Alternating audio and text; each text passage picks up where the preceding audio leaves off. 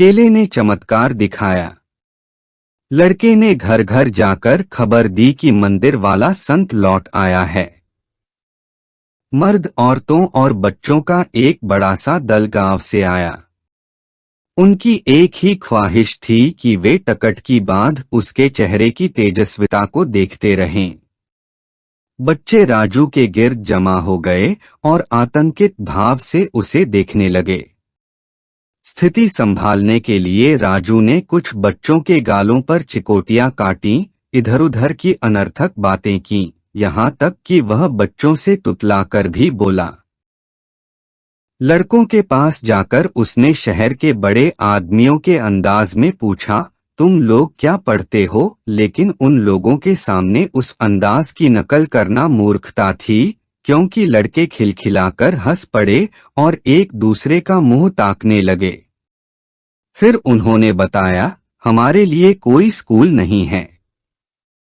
तुम लोग दिन भर क्या करते हो? राजू ने पूछा। दरअसल उसे उन लोगों की समस्याओं में कोई दिलचस्पी नहीं थी। एक बुजुर्ग ने बीच में टोककर कहा, आम शहरियों की तरह हम लोग अपने बच्चों को स्कूल में नहीं भेज सकते।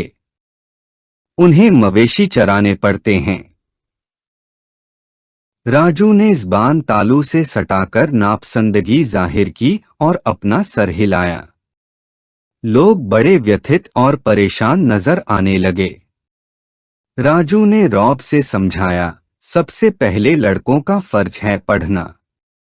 इसमें शक नहीं कि उन्हें अपने माँ बाप की मदद करनी चाहिए, लेकिन उन्हें पढ़ाई के लिए भी वक्त निकालना चाहिए। फिर किसी आकस्मिक प्रेरणा के वशीभूत होकर वह बोला, अगर इन्हें दिन में पढ़ाई का वक्त नहीं मिलता तो क्यों नहीं वे शाम के वक्त इकट्ठे होकर पढ़ सकते? कहा? किसी ने सवाल किया। राजू ने मंदिर के विशाल हाल की तरफ इशारा करते हुए कहा, यहाँ भी पढ़ाई हो सकती है। आप किसी मास्टर को भी यहाँ बुला सकते हैं। क्या आप लोगों में से कोई स्कूल मास्टर नहीं है? हाँ हाँ, बहुत से लोग एक साथ बोल उठे।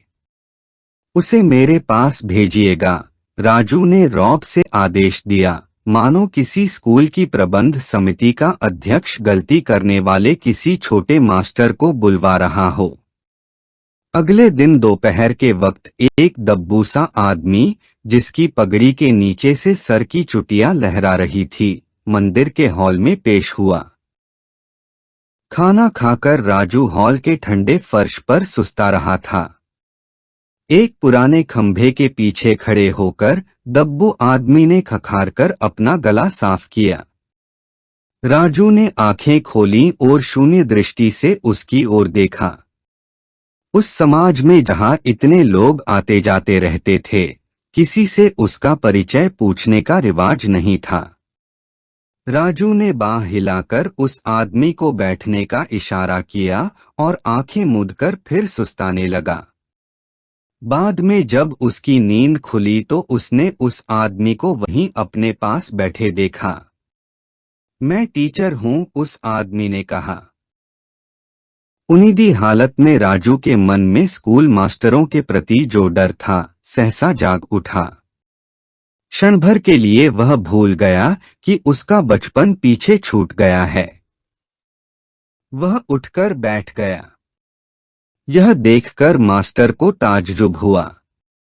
उसने कहा, उठने का कष्ट न कीजिए, मैं और इंतजार कर सकता हूं। कोई बात नहीं, राजू ने जवाब दिया। उसका संतुलन फिर ठीक हो गया था और वह अपने आसपास की परिस्थितियों के प्रति अधिक सचेत हो गया। उसने एक सरपरस्त के अंदाज में पूछा, अच्छा तो तुम ही वह स्कूल मास्टर हो?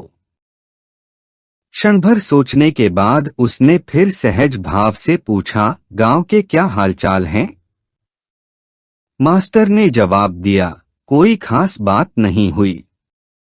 जिंदगी अपने ढर्रे पर चल रही है।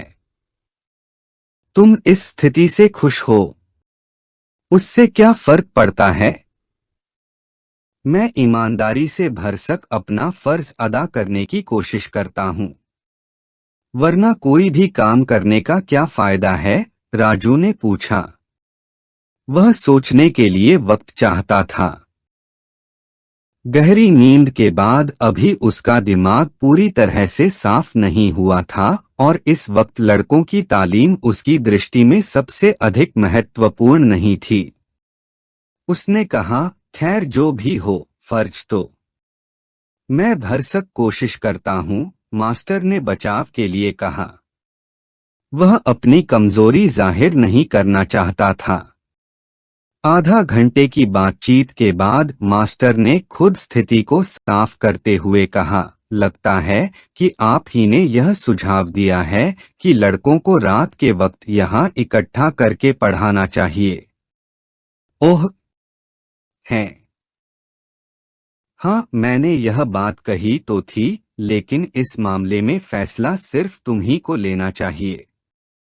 जो भी हो, स्वयं अपनी सहायता करना सबसे अच्छी बात है।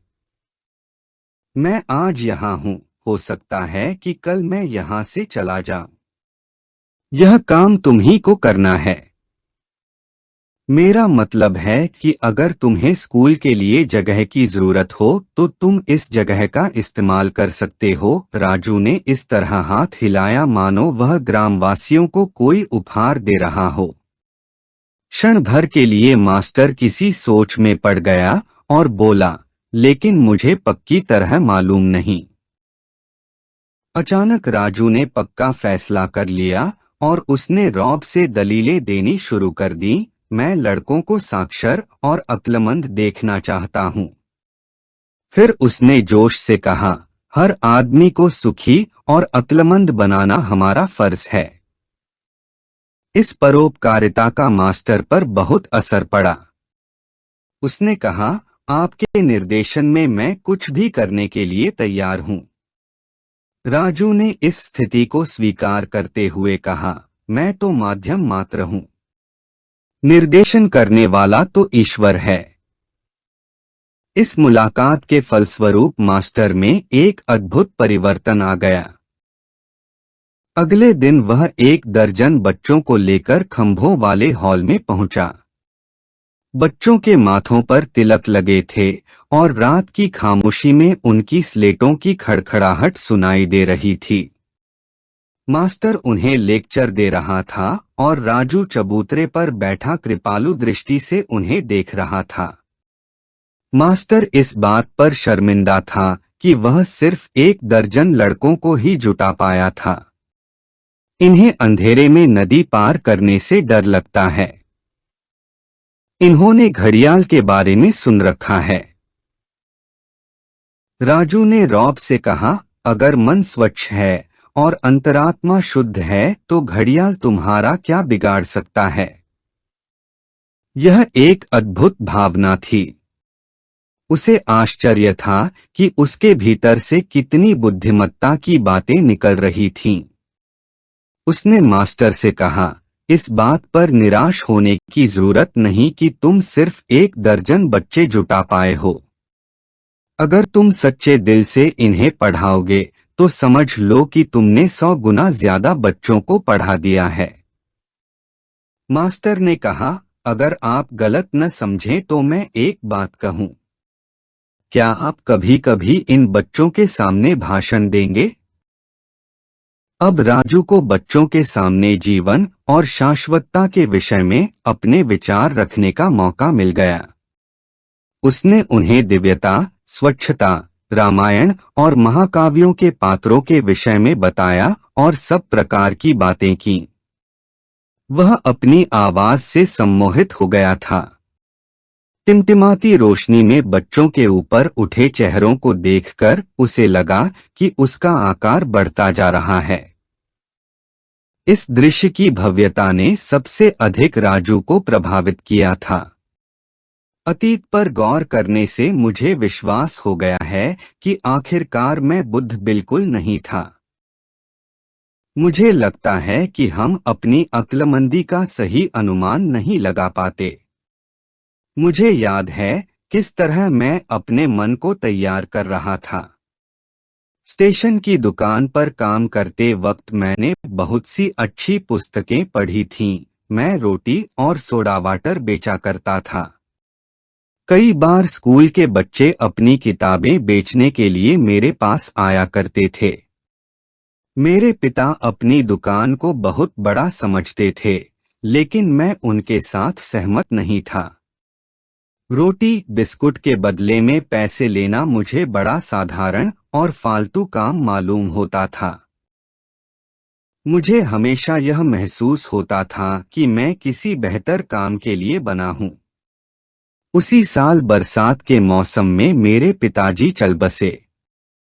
उनकी मौत अचानक ही आ गई थी।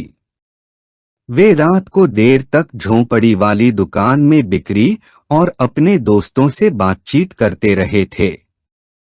फिर नकदी गिनने के बाद वे घर आए।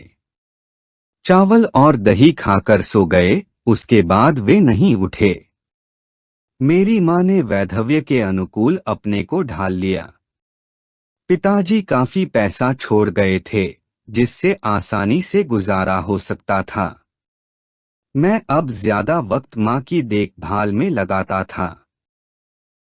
मां की रजामंदी से मैंने झोंपड़े वाली दुकान बंद कर दी और स्टेशन की दुकान को नए ढंग से चलाने लगा।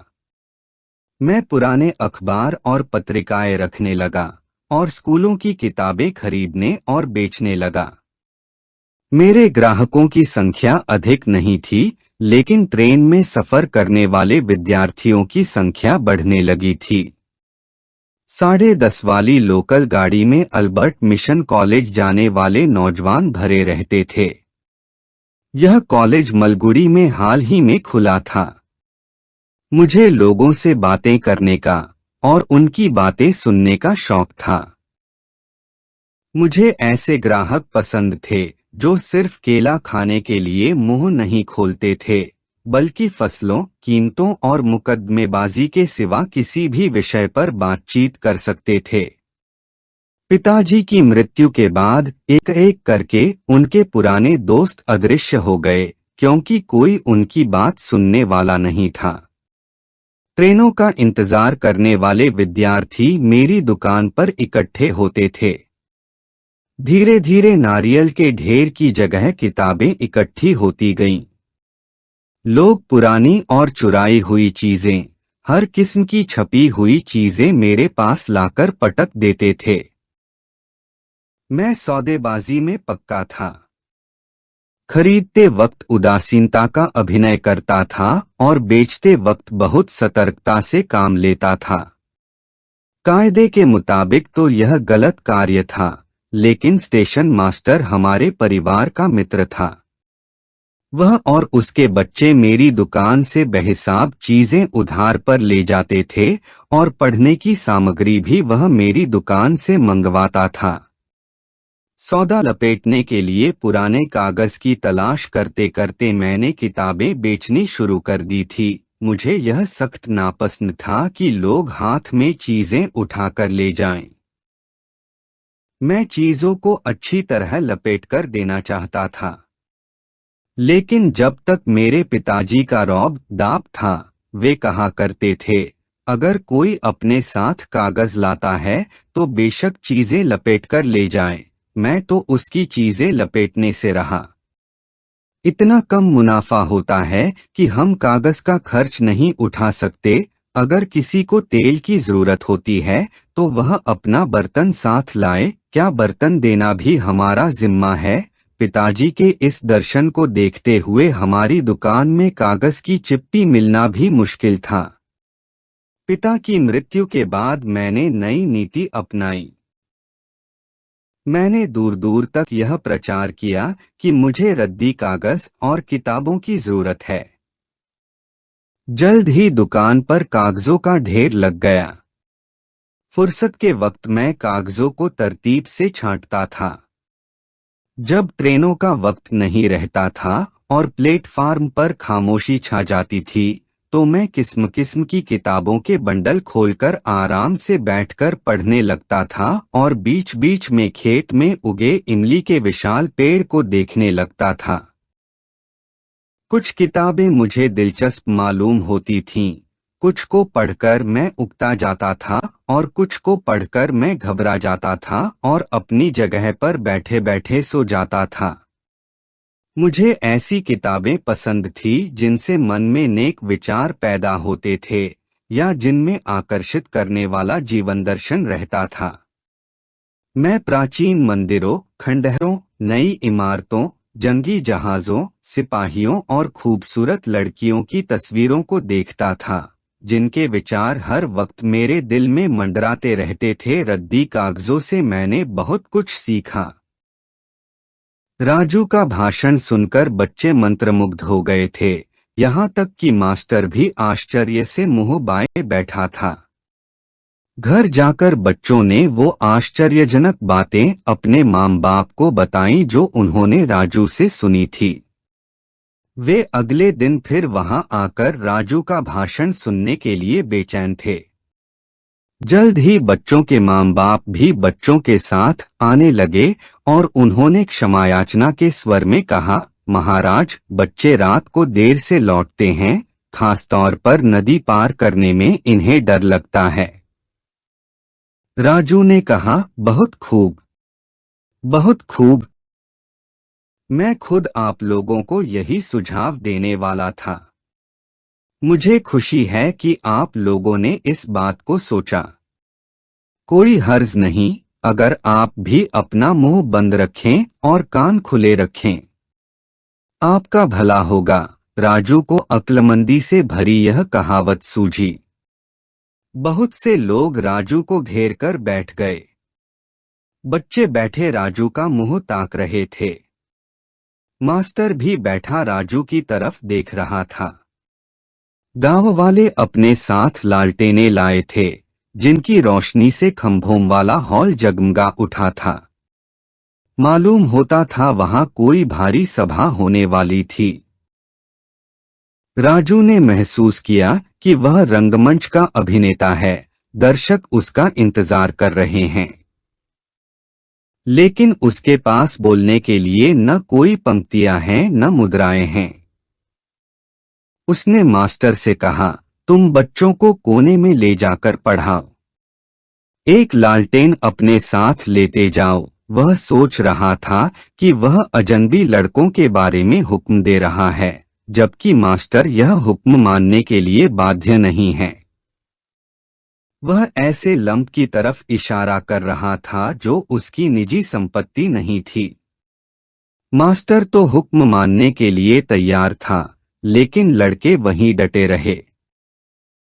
राजू ने कहा, पहले जाकर पढ़ाई करो, फिर मैं आकर तुम लोगों से बातें करूंगा। अभी मैं तुम्हारे बुजुर्गों से कुछ कहना चाहता हूँ। इन बातों में तुम्हें कोई दिलचस्पी नहीं होगी। बच्चे उठ खड़े हुए और हॉल के कोने में चले गए।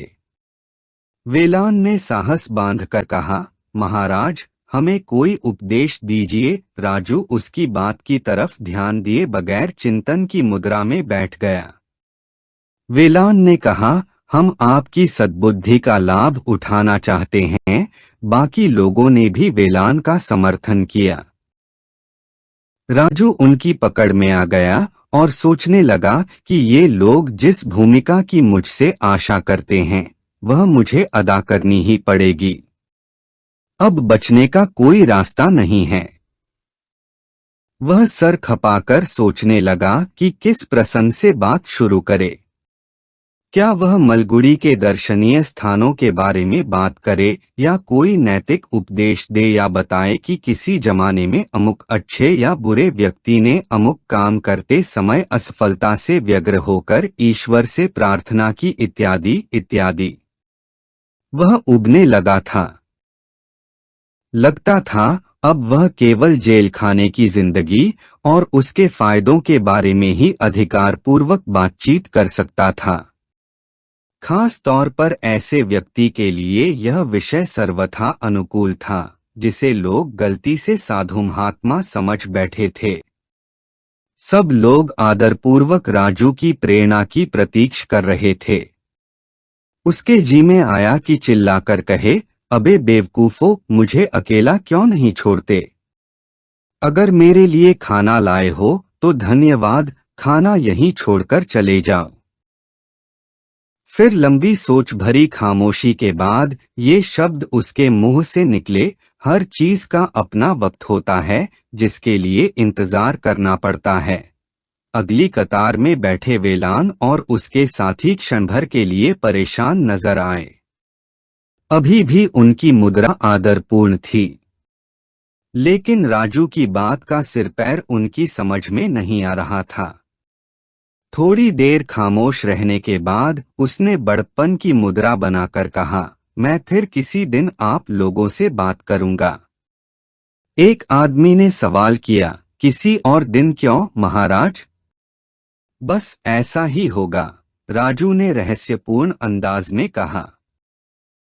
मेरी सलाह है कि जब तक बच्चे अपना सबक खत्म न कर लें, आप सब सुबह से लेकर अब तक की अपनी बातों और कामों पर संजीदगी से गौर करें।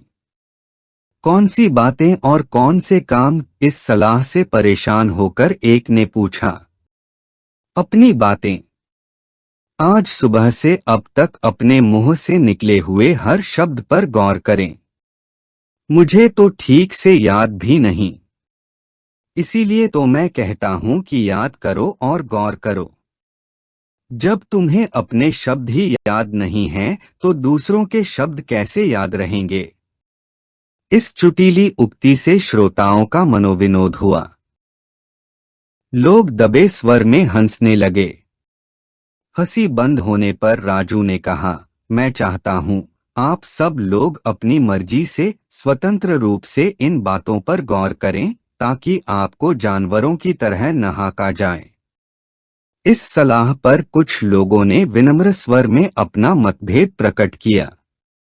वेलान ने पूछा, महाराज, यह काम हमसे कैसे होगा? हम खेत जोतते हैं और मवेशियों की देखभाल करते हैं। ये सब तो हमारे बस की बातें हैं, लेकिन ऊंची बातें सोचना हमारे बस में नहीं है। यह मुमकिन नहीं। आप जैसे बुद्धिमान व्यक्तियों को ही ये बातें सोचनी चाहिए। और आप हमें सुबह से कही गई बातों की याद क्यों दिलाना चाहते हैं? खुद राजू को इसका जवाब मालूम नहीं था, इसलिए उसने कहा, अगर आप ऐसा करेंगे तो आपको स्वयं ही इसका कारण मालूम हो जाएगा। लगता था कि रहस्यपूर्ण उक्तियों में ही महात्मापन निहित था। उसने पूछा, बिना कोशिश किए ही आप लोग अपनी क्षमताओं को कैसे जान सकते हो? वह उन मासूम लोगों को धुंधले विचारों की दलदल में और भी गहरा घसीट रहा था। उसके एक भक्त ने शिकायत की, मुझे तो यह भी याद नहीं है कि मैंने थोड़ी देर पहले क्या कहा था। आदमी के दिमाग में बहुत सी चीजें आती हैं। बिल्कुल ठीक। मैं यही तो चाहता हूं कि तुम इस कठिनाई को पार करने की कोशिश करो, राजू ने कहा। जब तक तुम ऐसा नहीं करोगे, इसका आनंद भी तुम्हें नहीं मिल सकता। उसने भक्त मंडली में से 3 जनों को चुनकर उनसे कहा, तुम लोग कल या किसी और दिन जब यहाँ आओ तो तुम में से हर एक मुझे कम से कम ऐसे 6 शब्द दोहराकर बताना जो तुम सुबह से बोलते रहे हो। मैं तुमसे सिर्फ 6 शब्द ही याद करने को कह रहा हूँ, 600 नहीं। उसने अनुरोधपूर्वक कहा, मानो वह भारी रियायत कर रहा हो। 600? क्या महाराज कोई आदमी 600 शब्द भी याद रख सकता है? एक ने आश्चर्यपूर्वक कहा। हाँ, मैं याद रख सकता हूँ, राजू ने उत्तर दिया। इस पर प्रशंसात्मक स्वर में सबने साधुवाद किया, जिसका राजू अपने को हकदार समझता था। इतने में उसके भाग्य से बच्चे वहां आ गए और राजू तुरंत उठ खड़ा हुआ, मानो कह रहा हो कि बस आज यहीं तक, और नदी की तरफ चल पड़ा। सारे लोग उसके पीछे पीछे चल दिए। इन बच्चों को नींद आ रही होगी, इनको हिफाजत से घर ले जाओ और फिर आना। जब दोबारा यह सभा एकत्र हुई तो राजू ने एक निश्चित कार्यक्रम पेश किया। उसने हाथों से ताल देकर एक मधुर लय में भजन गाना शुरू किया, जिसको दर्शक भी आसानी से दोहरा सकते थे। मंदिर की प्राचीन छत मर्दों, औरतों और बच्चों के समवेत स्वर से गूंज उठी। एक आदमी पीतल के लंबे चिरागदान ले आया और उसने उन पर रखे दीपक जला दिए। दूसरों ने उनमें तेल भर दिया। कुछ लोग इन दीपकों के लिए सारे दिन बैठे रुई की बत्तियां बटते रहे थे। लोग अपने आप ही विभिन्न देवताओं की छोटी छोटी फ्रेम में मढ़ी तस्वीरें ले आए थे, जिनको उन्होंने हॉल के खंभों पर टांग दिया था। औरतों के जत्थों ने आकर दिन में ही मंदिर के फर्श धो पोंछ दिए थे और उन पर आटे से विभिन्न पैटर्नों के सांतिये काट दिए थे। उन्होंने हर जगह फूल और पत्तियों के बंधनवार टांग दिए थे। खंभों वाले हॉल की काया पलट हो गई।